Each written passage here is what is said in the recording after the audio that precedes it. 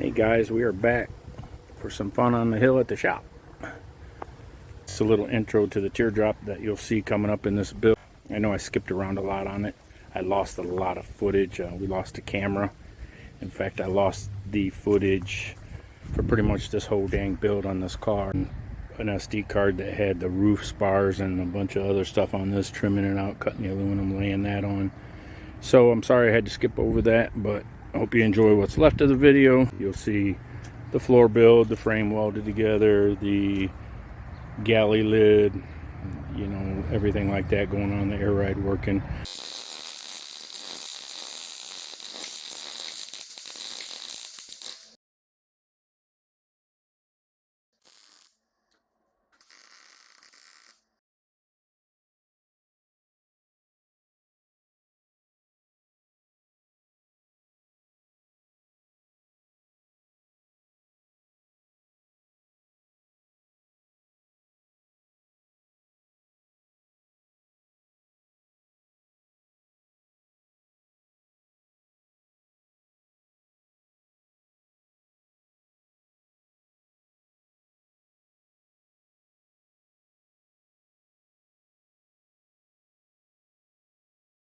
Just using a fine tooth blade on this, guys.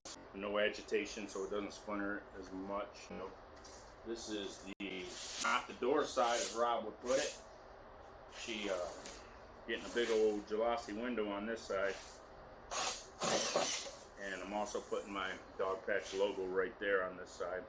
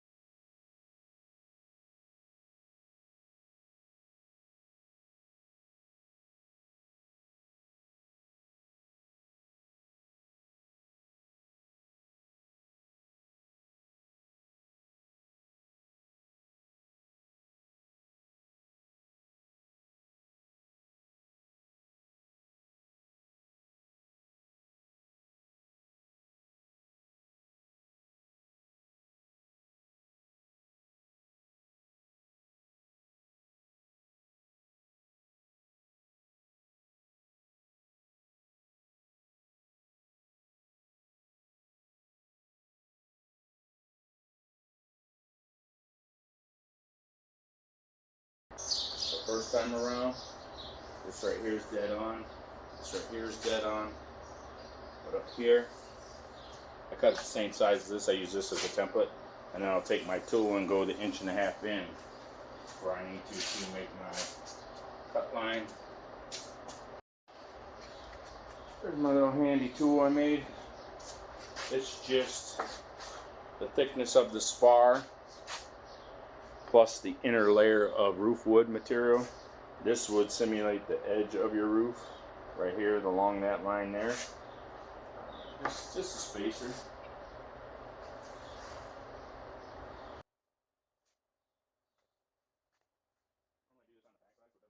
On the front side, I'm going to use a reverse fine tooth blade just to cut this side because I already marked it.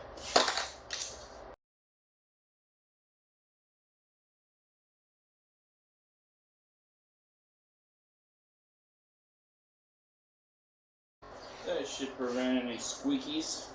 I cut a little bigger than I should have. I'm going to take my router after I get the wall assembled and stapled and everything in place, and I will take my router and set it on the edge and just clean it up.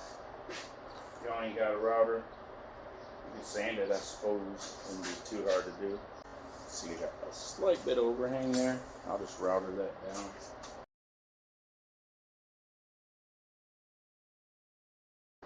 No way you should be mad at that. There's your sandwich wall number 2. I'll go ahead and brad nail this together right on the edge, and then I'll fill them with some wood fill and sand it smooth, and then we're going to get some amber shellac and some clear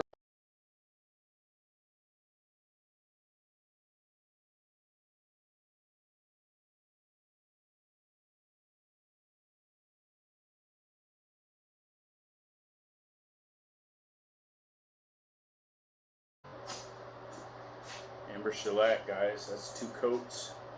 I'm going to let that dry for 3 or 4 hours. Come back, give it a light scuff, and then I'm going to clear coat it with some warm satin stain.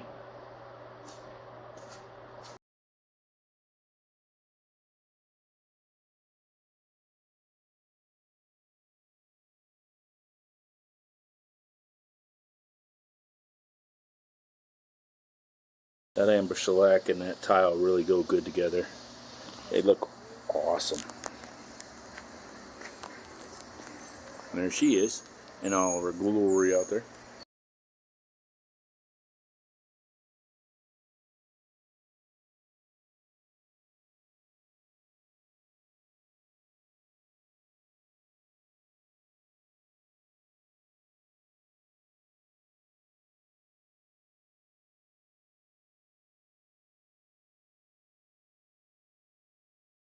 Following along, y'all know I stick build my campers, but I do use solid plywood walls.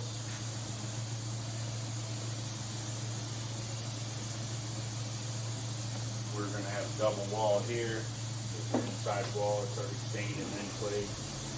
Put a couple 1x2s on each end, right nail them in place for a spacer.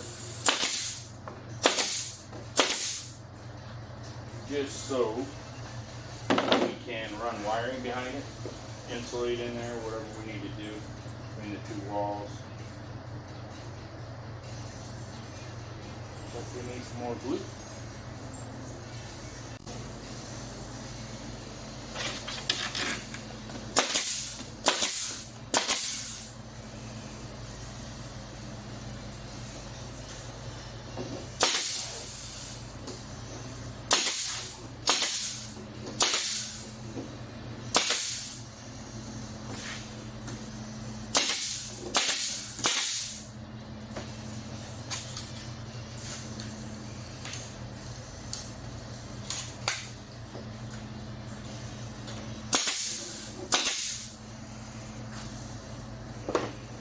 That inner wall is in glue. These are in place.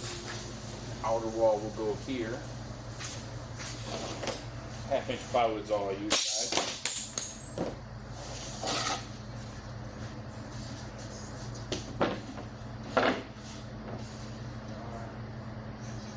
Real shallow because they actually really sit up there. Now we're going to put another board across there. Simulate this. The hinge of the hatch will go over across there and screw in. We want something solid up there. This, of course, is that mica finish I showed you earlier. And it's sanded or roughed in the edge. My campers will be trimmed in aluminum up to here, and then there will be a rollover piece right there. Let's get some metal on this.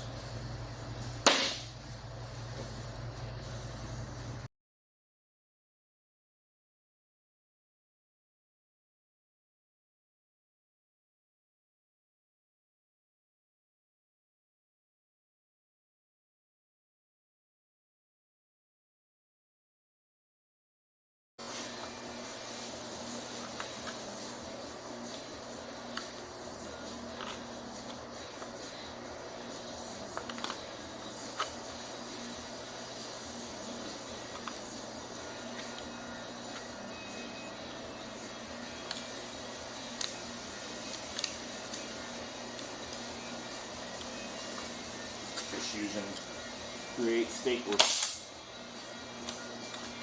This flashing is so easy to work with, it's so easy to bend, but on the downside, it's easy to dent and scratch too. So.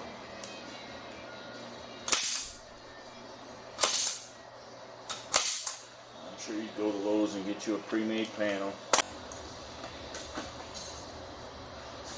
Now we got this end nailed, stapled, whatever you want to call it. I'm going to push the wood and pull this one up a little tight. I want a little play in it. So when I make my quoted pattern in there, it's got a little give and cushion in there. Again, watch your fingers on this stuff, guys.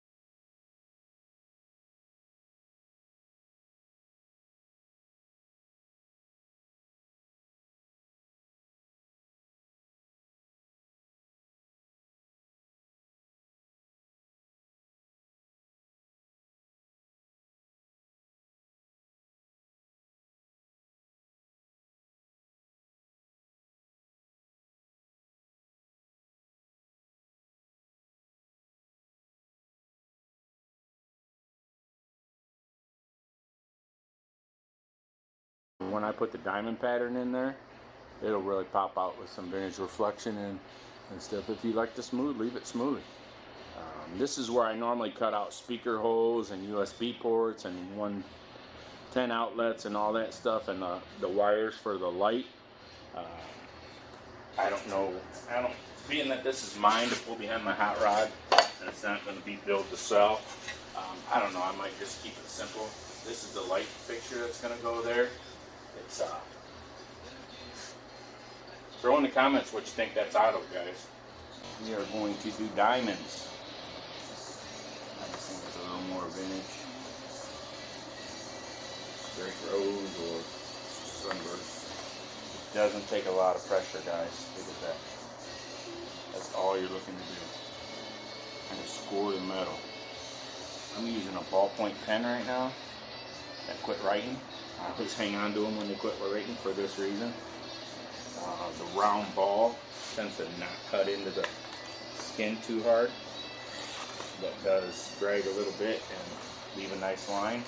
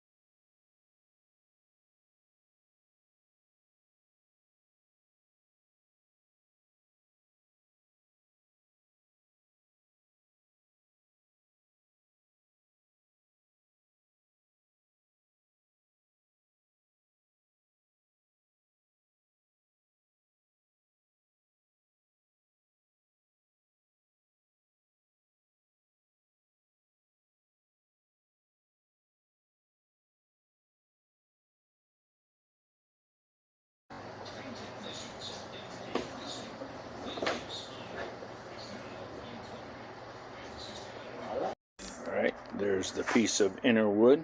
That's what we'll cover with the aluminum on these two pieces. As you can see, I cut them short, about 1.5 inches short, a little over 1.5 inches. That will let the thickness of the hatch go down in there and not interfere with those two pieces of wood. That is just 1/4 inch, as you can see, guys.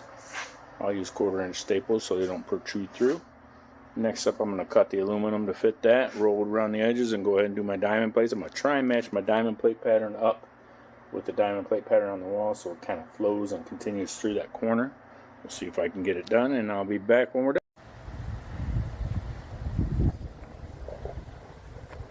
There's that vintage Formica countertop pattern. There's the aluminum that you saw us put the diamond patterns in. Made some brackets to hold coffee, sugar, tea. It's kind of vintage light with a 110 and a USB plug. There's a 12 or a 110 fan, and the essentials for any camping trip. That's it to the galley, not much. Today I'm gonna put some butyl tape around this window. You do it however you want. I start at the top, make a full seam. I know this stuff compresses and it overlaps each other and everything else, but water likes to find a way in. There's proof of it on that teardrop right there. We go across here all the way with the butyl tape, then we go down the sides all the way to the end, past it, and then we put our final bottom piece inside there. I don't know if it helps. It's just the way it's been done for years, and that's the way I do it. Like I said, start at the top, make your long piece overhang each end, then make your side pieces up under that long piece like this, and then run it down and hang it off the edge. Finally put your last bottom piece on there. I am going to use a lot of this stuff. Little trick, it's hot out and this stuff doesn't want to stick to your aluminum, put it in the fridge for a few minutes. We usually keep ours in the refrigerator. I have a little vintage fridge over there I keep it in, right next to my soda pops and stuff. You get this stuff anywhere. 100 feet of it's about 30 bucks where I buy it from, with free shipping. I get it off of eBay, Furniture Lady 10. I've used her for 10 plus years. All my corner molding trim for her too, and the inserts if I'm doing that style. I get a lot of stuff from her. Good seller on eBay. Never had a problem.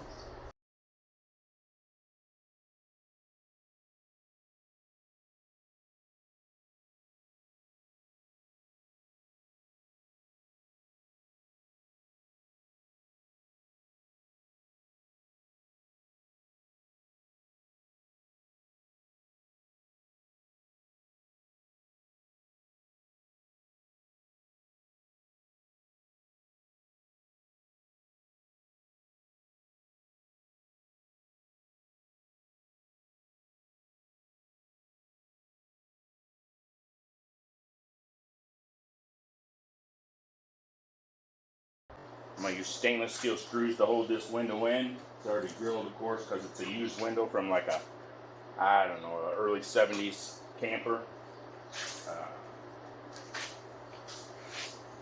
I'm going to leave the screws exposed because they're shiny chrome and I want to see them around the window.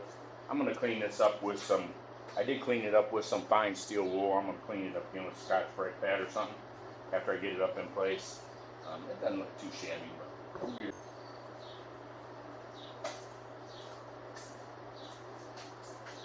of course, my aluminum skin's floating, so it moves. No reason to tack that down anywhere except for your through wall fixtures. As you can see, the corner molding has held that back piece in tight.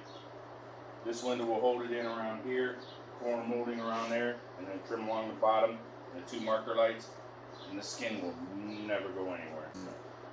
I did seal the edges of my wood with spars urethane like I do. End cut of your wood like this right here, just glop that stuff on. Glop is a professional term in a camper building industry. Glop. Glop the stuff on. Just. The window is screwed in. Now when I put these screws in, they're just the stainless steel tacks that you can buy with the self-tapping end. My walls are 1.5 inches thick. I use 1-inch screws, 1 1/4 sometimes. I don't run them in with the gun all the way so it smashes the glue. I just run them till the head touches the window, and then I go around and give them a 1/4 turn just to snug them up. Then in like 6 months or so, I'll go around and do it again as the tape compresses under the weight and under the heat and stuff. They'll become loose, so I snug them up. I usually don't use these windows. You've seen my previous builds if you've been around the channel any length of time. I use the newer modern windows. This one I wanted old school, like the fenders, and just to be to match the car. So you know these windows are going to leak. I know they're going to leak. I am getting a brow to go over the top to help a little bit. I will caulk inside really well along the edge of the wood where the window comes in. They do have a inner lip on the aluminum to kind of a 90-degree to kind of keep the water either in the window, in the aluminum window tray, or to push it back outside. But like I said, they're old technology. They're going to leak. I know that. I'll get a cover and keep this thing protected more than I do my normal teardrop builds or my Shasta, just because I know these are off of a 71 or something. But here's a little trick I thought y'all might enjoy. You don't see too many campers.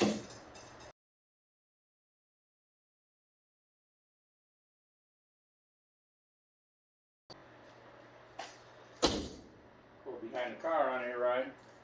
That is also on air ride controlled from the car. Fenders are stationary. They're mounted to the axle with 1/4 inch plate. Painted to match the car, of course. Alright, I'm going to get back on finishing the rear hatch area. I'll kind of trim this side, get the 2 marker lights in, get the roof vent fan on, the door on, and she's done.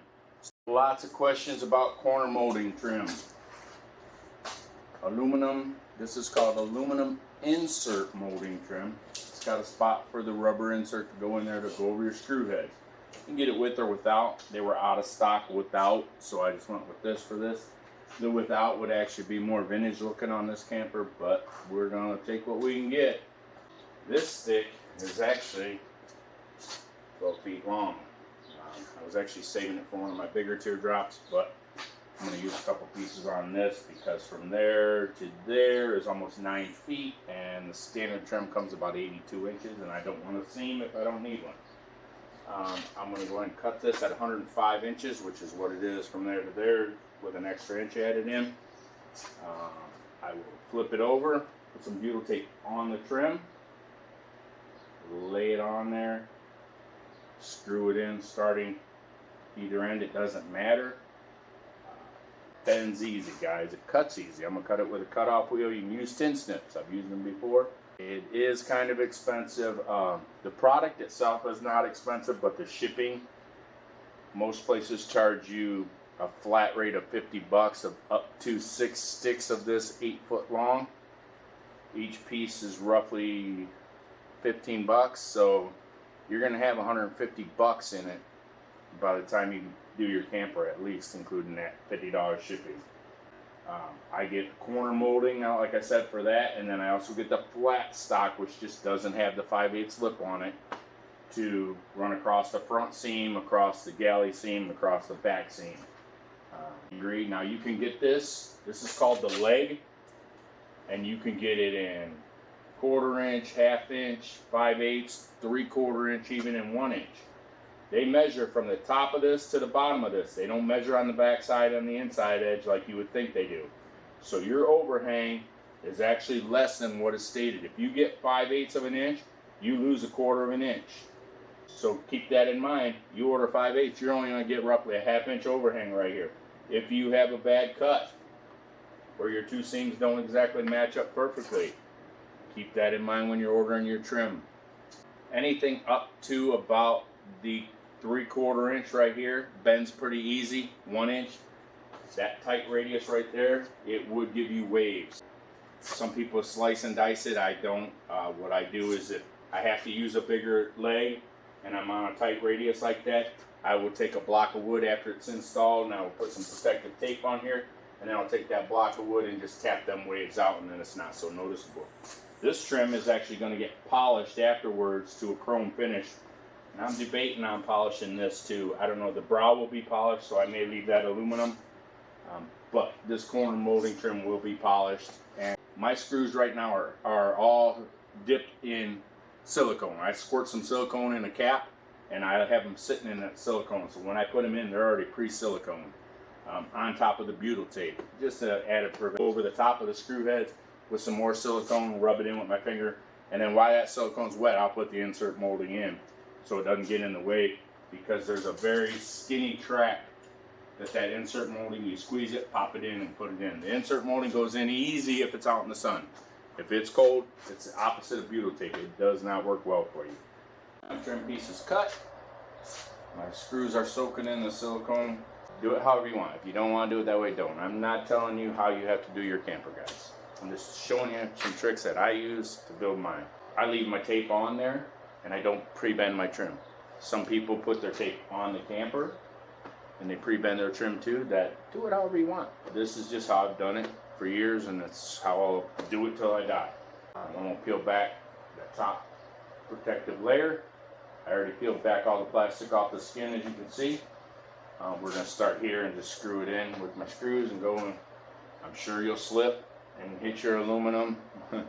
Just autograph it. That's what I do. I'm going to butt right up to here. Later I'll take some Sikaflex and go over that, and also go over the edge on top where it meets. Sometimes I go over here if there's a gap, but normally my skin fits pretty dang tight. I push the trim in as I go and down, kind of a double process, and it seems to work really well. I'm going to leave a little bit overhang there, wrap it up over it. Like I said, guys, do practice however you want to do this. I'm just going to do it the way I've always done. Push it that way against the camper and down. I leave my paper in there. These are just coarse deck screws.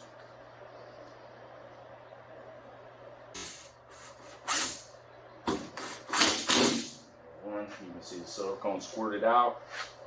I'm going to put another one real close after I get this done. And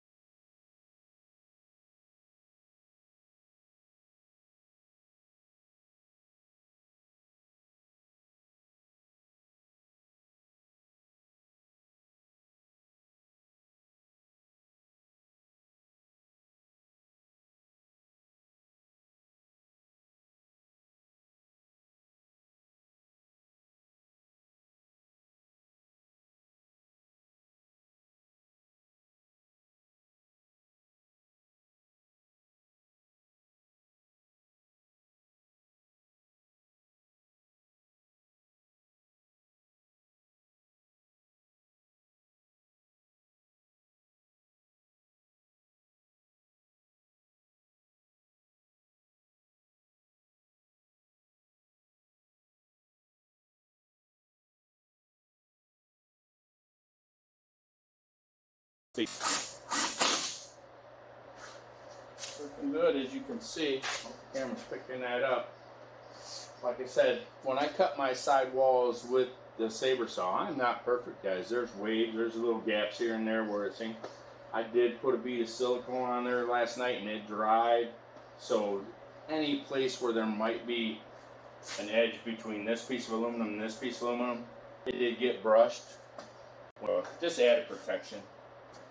It helps if it don't. I mean, water's going to get in no matter what over the years, but the trick is just to keep up your maintenance on it every couple of years. Yeah, it's a pain in the butt, but 2 years, 3 years from now, I'll pull this trim off, get all the butyl tape off. If the wood looks good, I'll put new on it and put new screws in it and go to town.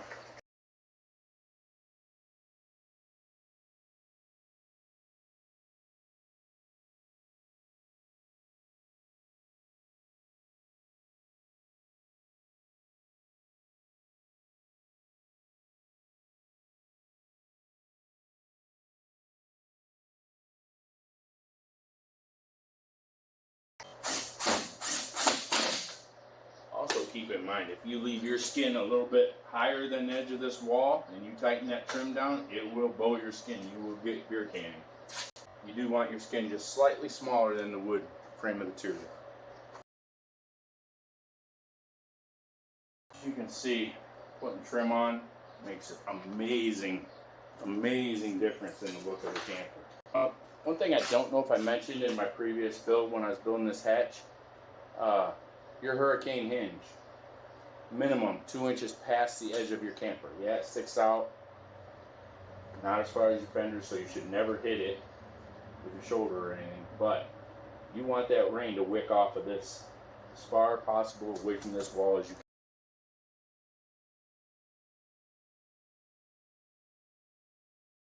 can. Ooh, that's shiny. All I used was Mother's, guys. A rag and Mother's, and I mean literally a minute and a half later we got chrome trim.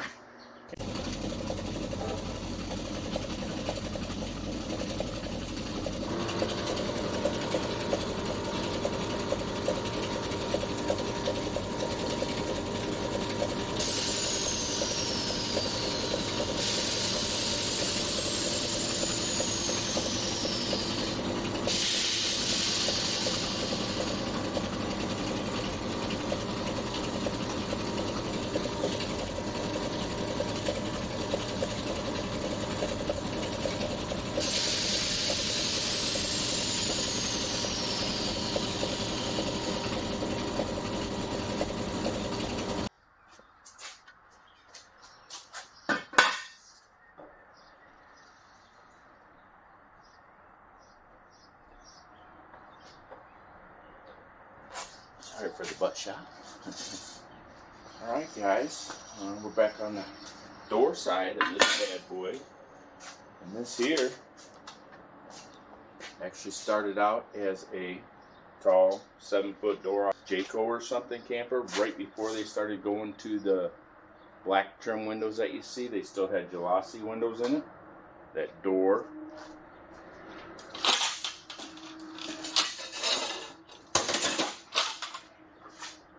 was a full-size door.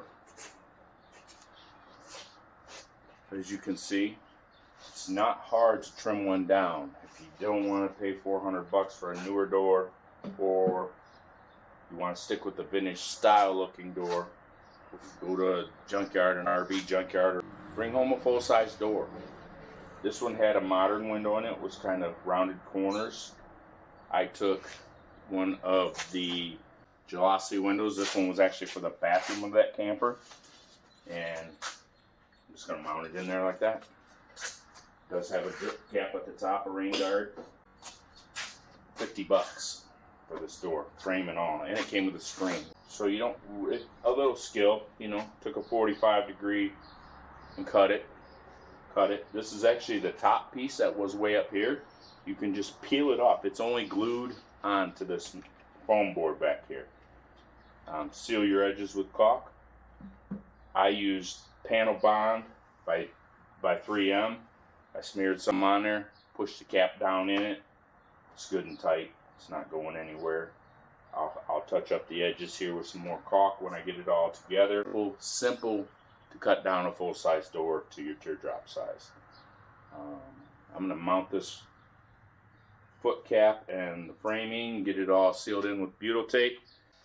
Alright, somebody shot me a question yesterday, and it was a pretty good one I didn't cover in the corner molding trim. When you're putting this butyl tape on, put it on the screw side only. You do not have to put it on this side here. If you put it on this side here, it will create a gap between your trim and this piece, and your trim will stick out. And on the back, that's kind of crucial because water will force its way in there regardless. If you don't put it on and you put it here, enough will squeeze out as you tighten it down. This stuff's squishy. You'll see when you do it. As you screw your screw holes in, it will squish out and it will protect this corner seam. Also, once you get your trim in place, take your caulk gun and just run a real fine bead of clear caulk around that edge. Now on this door sill, we're going to do it both ways. We're going to do the butyl tape there, and I'm going to lay a piece here, just because water will be picking up from the road from the vehicle's rear tires, and I don't want it to get lodged up under here and work its way in.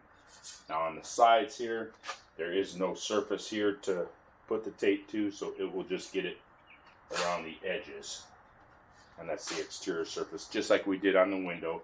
We'll do a long piece over here and let it overhang, then we'll do the sides and let them hang down, and then we'll do the bottom piece shorter.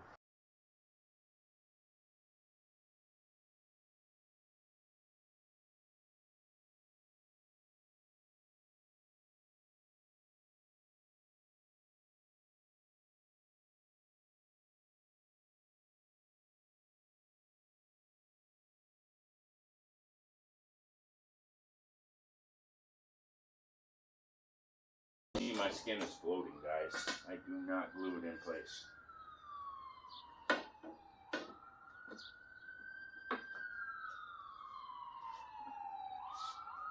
What's nice about this bottom sill, it is the bottom sill from the door originally, and it does have a slight slope to kick any debris or any water that would get stuck in there to the outside of the camper.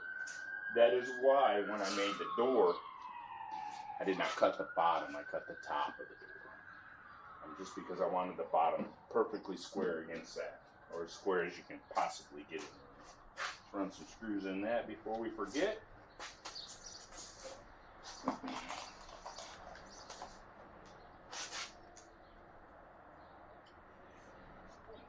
down.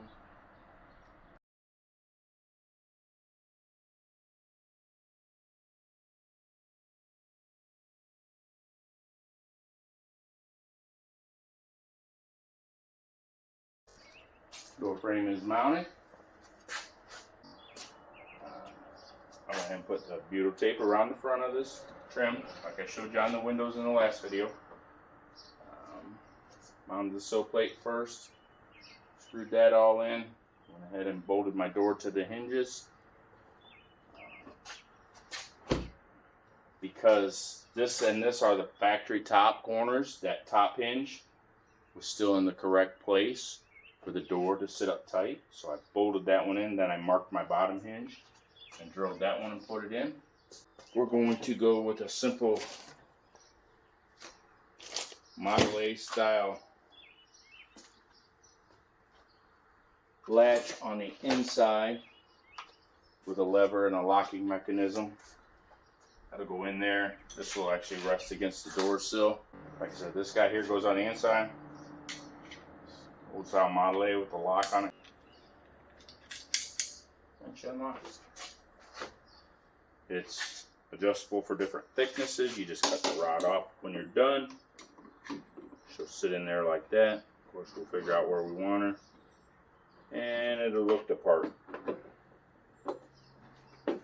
This only needs to overhang slightly like that. It's a slam latch. Most teardrops and most campers are. You just slam the door to lock it. Here you go. Simple. 20 bucks off of eBay, I think. Chrome plated, comes with the key, both pieces. See the lever there where it'll lock on this piece right here once it's closed. Pretty neat. So we're gonna get the window in and this in, and then our door will be done. Haven't really had a chance to wipe her down or clean her up yet, but there's the door you've seen us make in that video. Fenders are mounted, like I said, to the axle. There's the sidewall trim. Alright, alright. Now you get an idea of the look I want and the look I'm going for. Once we add this cool chrome handle, it's going to be awesome looking. I'm also going to take a wire wheel and kind of clean that window up a little bit before I put it in. Guys, you could go with either door. This is 400 bucks off of eBay, but it's not the look I want. Okay, for this camper, I did want the vintage look to match the style of the car, and you use what you want. That was a full-size door. I whacked it in half at the door handle, took the top down, you know, made it the right size I needed. You guys can do this. If $400 doors aren't in your budget and you want to build one, go to an RV surplus place, find a door, boom, there you go.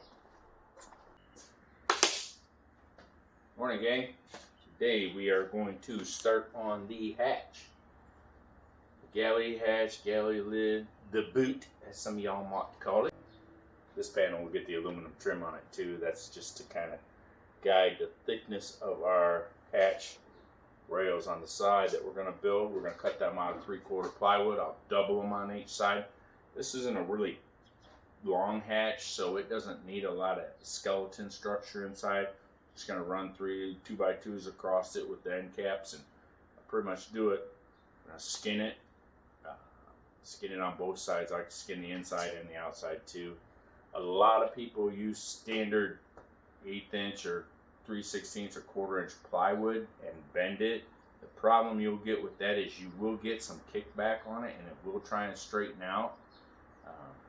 You can do one of two things: make your curvature pieces a little sharper and anticipate that kickback, or this is called bending Luan. Some people call it bendy ply. It's been around forever. Cabinet makers use it when they want to do a radius corner on the edge of an old vintage style cabinet. I've used it on my roofs, on these curved panels here. I use it on my hatch. As you can see, all the grains run the same way. All the plies, instead of being crisscross like standard plywood to give it strength, they lay these all the same direction, which allows it to bend one way. It doesn't like to bend the other way, but it will bend this way. The cool thing about it is you can get this in a barrel shape, which is 4 foot high by 8 foot long, or you can get it in a cylinder shape, which is 8 foot high by 4 foot. And you do have some waste because they don't make it in, around me anyway, they don't make it in 10 foot by 5 foot. I wish I could find it. Show you a bigger piece in case y'all think, well, that little piece will bend that. I kind of would. Well, you can see it. It bends perfectly. It's even got a decent finish to it. Clean it up, sand it. You'll have waste anyway, so I do buy the shop grade a lot. It's cheaper. It's usually 10 bucks a sheet cheaper. It does have some corner imperfections that may be cracked or something on the edges. All I'm going to do is take a scrap piece of 3/4 plywood, lay it up here, draw my mark. I'm going to do 2 for this side and 2 for that side. I'll lay them on top of each other, cut these 2 out at the same and cut them 2 out at the same time. Just in case there's a slight variance between the 2, I don't like to make all 4 at the same time.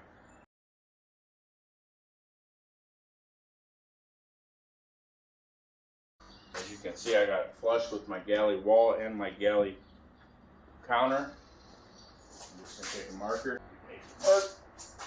See that? What we're going to do is come down here 1.5 inches, and we're going to go ahead and do our other line. I'll cut this out first. I made a tool that I can lay on there that's 1.5 inches that'll draw my second line.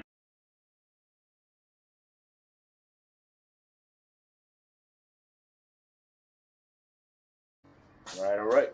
As you can see, I cut out my template roughly out of that plywood. Now you could probably use plywood for these. I've used it before and doubled it up and glued it and everything. However, I like to use hardwood, or harder wood, let's say. Since this hatch is so shallow, we can get away with a 1x4 piece. If you have a bigger hatch with more of a curve, you may have to go with like a 2x8 or 2x10 piece, and you will have some waste. I'm going to notch these 2 out real quick for this side and set them up here so you can see what they look like. This gives you the double thickness up here. I also put a block of wood up here in about 4 inches down to support your shock for your galley. Right. The right top on there may be confusing. As you can see, I cut 2 for this side out. Excuse me. Off my template. I like to get mine sitting 4 runners made for each side of the hatch. 2 for each side, of course, like I showed you.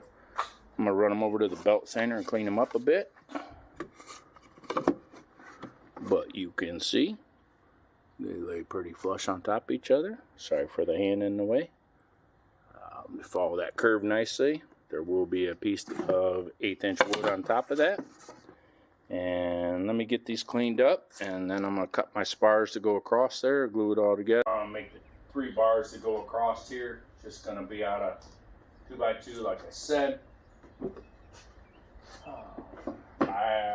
Somebody's going to ask me about gap between the edge of this and these. 1/4 inch. Maybe a little more, 3/8 total. Gives you plenty of room there. Remember, your hatch metal will overlap this for seal. There will be a D-seal on there. That's just for clearance between the edge of this and the edge of your wood here. We're going to measure it, because we know we're always tight.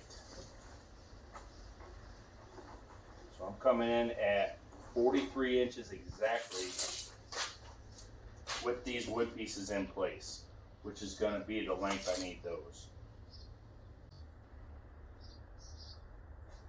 I'll cut 3 of them. Here's my hurricane hinge. To keep it centered and stop the hatch from moving too much, I do 2 things. I 45 my inner lip here, and that kind of stops it from moving a little bit. I don't make it so tight as it rubs on these. I give it a little room. And then I also cant my shocks slightly inwards so they both push on each other. If you put them straight up, then yeah, they can do this. If you push them on each other, you kind of keep everything centered.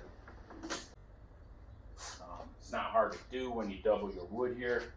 The bottom of the shock will mount to this hardwood wall, and then the inner will be in about 1.5 inches, 1 3/4 inches, and that will give me enough slant on them shocks to push equally on both sides to keep that hatch in the center position. All right, got her laid out. Kind of see what she's gonna look like. Not a real big hatch. Drill a pilot hole. Always drill a pilot hole into any wood that you're going to screw into the end of to stop it from cracking. Doesn't have to be quite as big as a pilot hole in the other wood. 3-inch deck screws. Some glue on the end of your wood. Fill that hole up.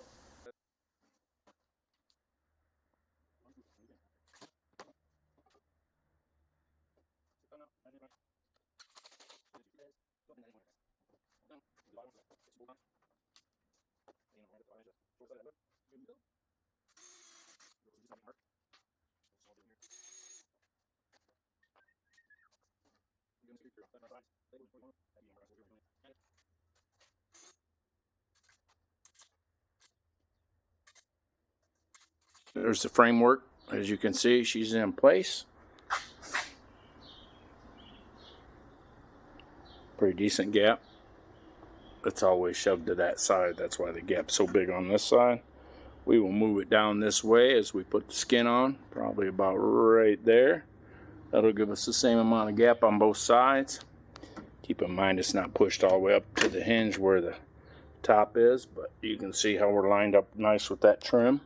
All right, I'm going to go ahead and put a layer of wood on the outside of this and flip it over on the bench and cut her out and staple her and glue her in place. All right. Wood is on. Let's see. It doesn't weigh anything. I haven't got the inner piece on, of course, yet. Wait. Some glue and some brad nails. Glue her all together. Nothing to it, guys. It's just a...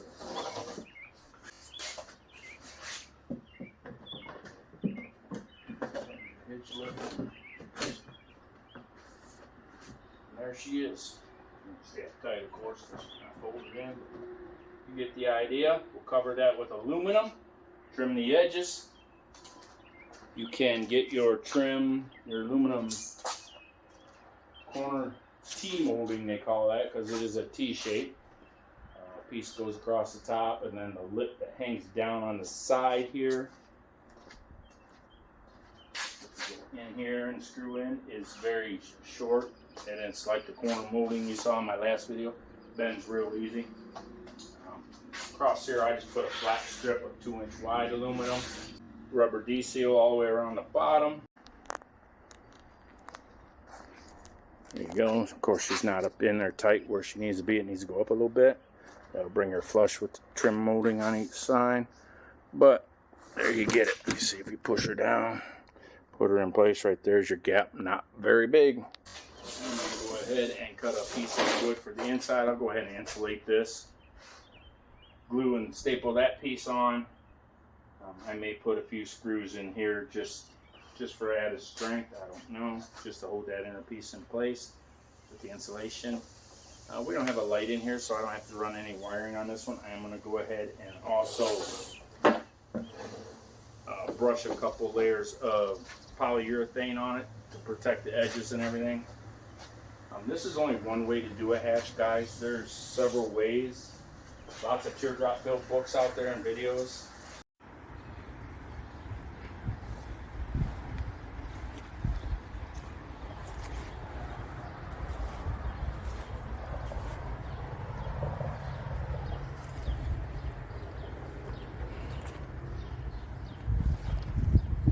She is plumbed into the car's air ride.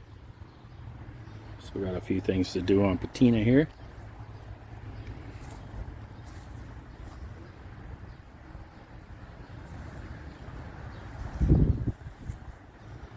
Don't be afraid to tag me in some pictures or videos if you guys are out and about and you see me. We're headed to Dragway 42 this weekend. I haven't decided if I'm going to take the teardrop or not. You can see the back seat's not done. Console's not done. But she's drivable. And she looks the part of an old street rod.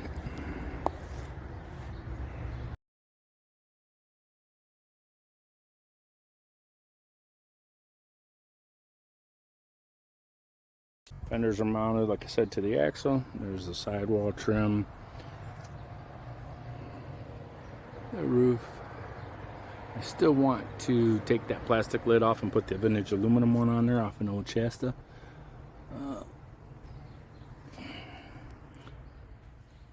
Pretty simple inside. I wanted to keep this one minimal, no stereo, vintage light, a couple USB ports, hidden 110 port under there, and that's it. You can see the stain, how she turned out. Pretty nice.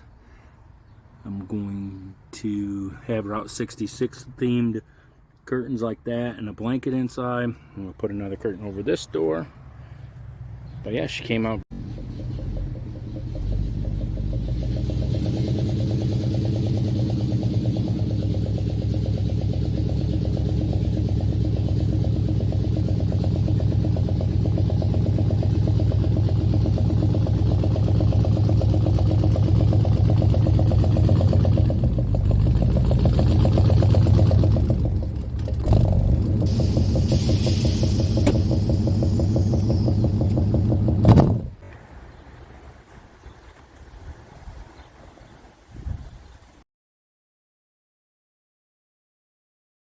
There she is, guys. Sorry, this video, like I said, skipped around a lot. I'll do better on the next one, I promise.